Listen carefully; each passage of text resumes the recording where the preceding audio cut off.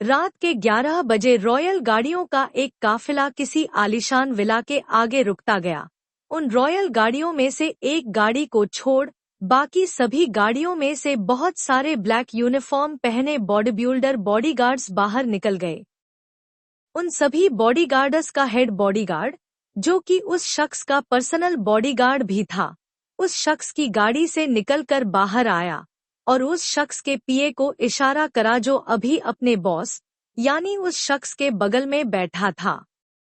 उस शख्स के पर्सनल बॉडीगार्ड का पूरा नाम देव पाठक था। इसकी उम्र 28 वर्ष थी और हाइट 6'1" होगी। इसका रंग सांवला था, पर दिखने में ये भी किसी से कम नहीं होता था।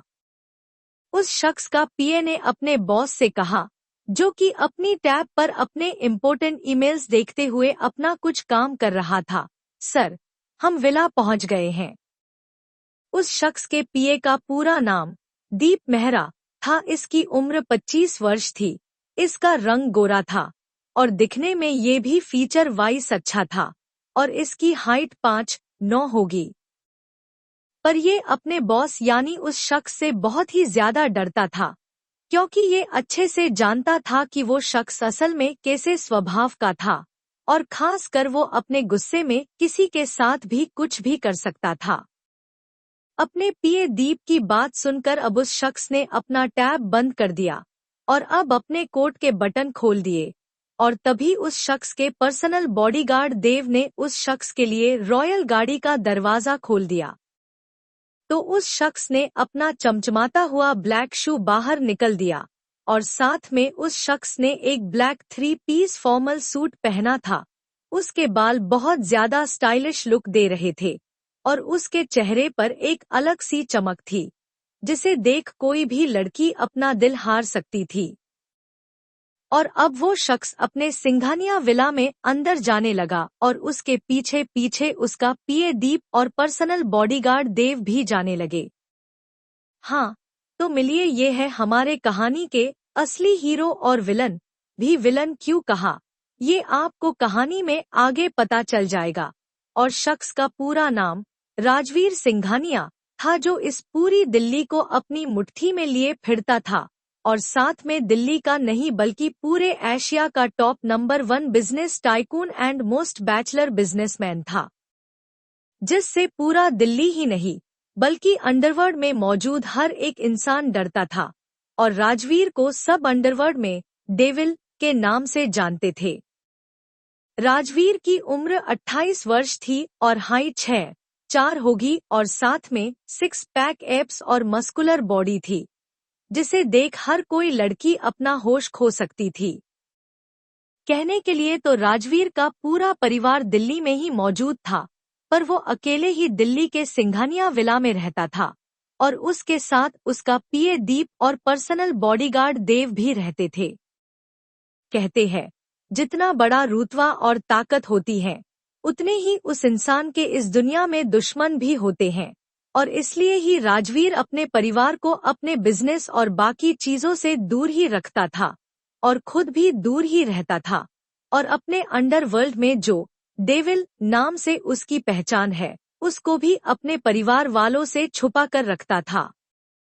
राजवीर अपनी सगी माँ के जाने के बाद अगर वो किसी को अपनी जान से भी ज्यादा प्यार करता था, तो वो उसकी छोटी बहन थी, जिसमें राजवीर की जान बसती थी। और राजवीर अपनी छोटी बहन के लिए पूरी दुनिया से भी लड़ सकता था और अगर कोई राजवीर की छोटी बहन को गलती से भी चोट पहुंचा दे, तो उसकी जिंदगी नर्क से भी बदतर बना सकता था। राजवीर अपनी सिंघानिया विला में अंदर आ गया था, तो उसके पीए दीप ने अपने बॉस राजवीर से पूछा, बॉस, क्या आपके लिए डिनर लगवा दे? अपने पीए दीप की बात सुनकर अब राजवीर ने अपने पीए दीप से कहा, हाँ, लगवा दो, मैं फ्रेश होकर आता हूँ। और अपनी बात कहकर राजवीर अपने कमरे की तरफ बढ़ गया। राजवीर की बात सुनकर अब उसके पीए दीप ने उससे कहा, ठीक है बॉस। और वो सिंघानिया विला के मॉड्यूलर किचन में जाकर वहां मौजूद खड़े शेफ को बता देता है और वहां से वापस सिंघानिया हॉल में आकर खड़ा हो गया।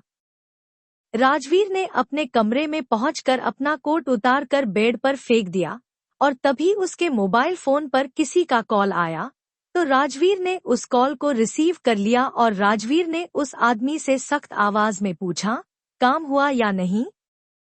दूसरी तरफ से एक डरती हुई आवाज आई और उस आदमी ने डरते हुए अब राजवीर से कहा, नहीं बॉस, उस आदमी ने मना कर दिया और वो अपनी उस जमीन को देने के लिए तैयार नहीं है। उस आदमी की बात सुनकर अब राजवीर ने अपने गुस्से में उससे कहा, उस 2 टके के आदमी की इतनी जुर्रत कि वो राजवीर सिंघानिया को मना करे और मैं भी कल आ रहा हूँ उस आदमी से मिलने के लिए और उस जमीन को अपने नाम करने के लिए भी। अपनी बात कहकर अब राजवीर ने कॉल कट कर दिया और अपना फोन अपने बेड पर फेंक दिया। फिर राजवीर अपने लग्जरी बाथरूम की तरफ बढ़ गया और ठंडे पानी के शावर के नीचे खड़ा हो गया और जैसे वो अपने आप को शांत करने की कोशिश कर रहा था। करीब आधा घंटे बाद राजवीर अपने लग्जरी बाथरूम से बाहर निकल आया। उसने अभी बस टॉवल बांध रखा था और उसका सिर से पानी होता हुआ उसके 6 पैक एब्स तक आ रहा था। उसको कोई इस तरह देख ले तो कोई भी लड़की उस पर फिदा ही हो सकती थी। कुछ देर बाद राजवीर एक ब्लैक रंग की टी शर्ट और लोवर में अपने कमरे से बाहर आ गया और सीढ़ियों से नीचे आते हुए अब सिंघानिया हॉल से डाइनिंग टेबल की ओर बढ़ गया। वहां पर उसका पीए दीप और उसका पर्सनल बॉडीगार्ड देव डाइनिंग टेबल पर उसका इंतजार कर रहे थे और राजवीर के लिए वेजिटेबल सूप बनवाया गया था, क्योंकि राजवीर अपनी डाइट के अनुसार ही खाना खाता था। राजवीर बहुत ही मैनर के साथ अपना वेजिटेबल सूप पी रहा था। तभी उसने अपने पीए दीप से कहा, कल सुबह की बनारस की फ्लाइट बुक करवा दो। राजवीर की बात सुनकर अब उसके पीए दीप ने उससे कहा, पर बॉस, कल तो हमारी इटली के एक क्लाइंट से हमारी मीटिंग है जिसके लिए हमने पूरे 2 महीने इंतजार करा है। वो लोग कल ही आ रहे हैं। अपने पीए दीप की बात सुनकर अब राजवीर कुछ सोचने ही लगा था कि एक बार फिर से उसके पीए दीप ने उससे कहा, बॉस, अगर आप कहें तो कल रात की फ्लाइट बुक करवा दूं और साथ में हम बनारस में कुछ कंस्ट्रक्शन साइट भी देखने जानी थी। वो काम भी एक साथ ही हो जाएगा। अपने पीए दीप की बात सुनकर अब राजवीर ने अपने पीए दीप से कहा, हाँ, ये ठीक रहेगा और तुम ऐसा ही करना। राजवीर की बात सुनकर उसके पीए दीप ने अब राजवीर से कहा, जी बॉस, मैं अभी कल रात के लिए फ्लाइट बुक करवा देता हूँ। अपनी बात कहकर अब राजवीर का पीए दीप वहां से बाहर चला गया।